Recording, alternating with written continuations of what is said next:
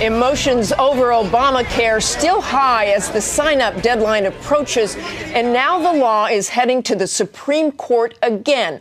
This week, the roundtable weighs in after ABC's Jeff Zeleny.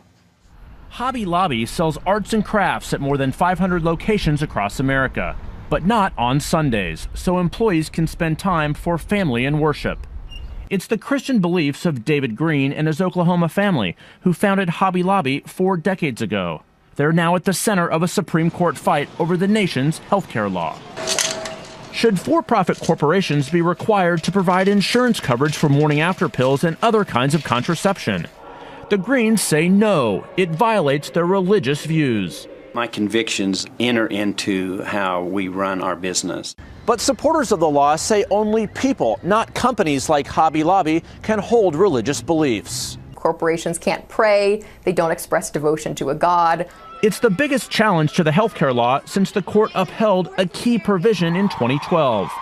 A critical moment for the law with an enrollment deadline on March 31st. The White House, hoping a legal victory, brings political relief for a law still as controversial as ever.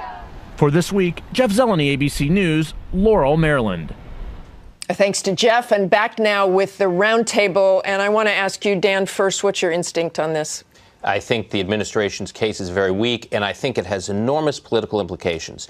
If Hobby Lobby has to chooses to avoid providing these coverage for these 4 contraceptives out of the 20 that they're required to, they will get fines of about $500 million a year. This is a company that employs 13,000 Americans. Plus, at a time when there's been tens of millions of Americans have been exempted.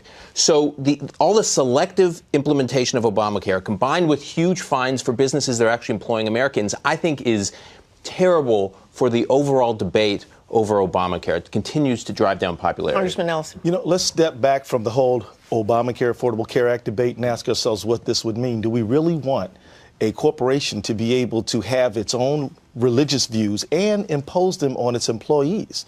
What would that mean for the separation of church and state, for individual liberty? What would it mean about corporate personhood?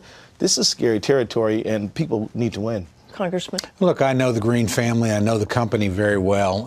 They're absolutely outstanding people, and they live their beliefs.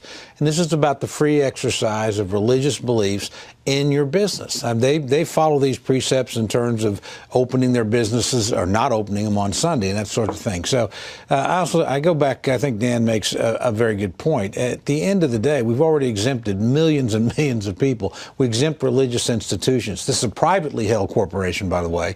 And in this case, I think they've got a very strong argument. They won at the district level. I think they'll win the Supreme Court. I want to make a turn here to Koki, and I don't want you to answer the question about Obamacare here. This week, with the plane missing, we all thought of you and your family. 1972, your father, Congressman Hale Boggs, disappeared in a plane crash and was never found. I just have to ask you what it's been like for you watching these last few weeks. It's very hard, obviously, and my heart just goes out to those families. I think they should probably expect never to see their loved ones again, and that plane is probably at the bottom of the sea. There was a 39-day search for my father's plane, and it was the biggest search in American history. It rewrote the map of Alaska. And so I think that this is just where it's likely to go. It did some good, mandated emergency locator transmitters on airplanes, though, Koki, and that's a good thing. Thanks to you all.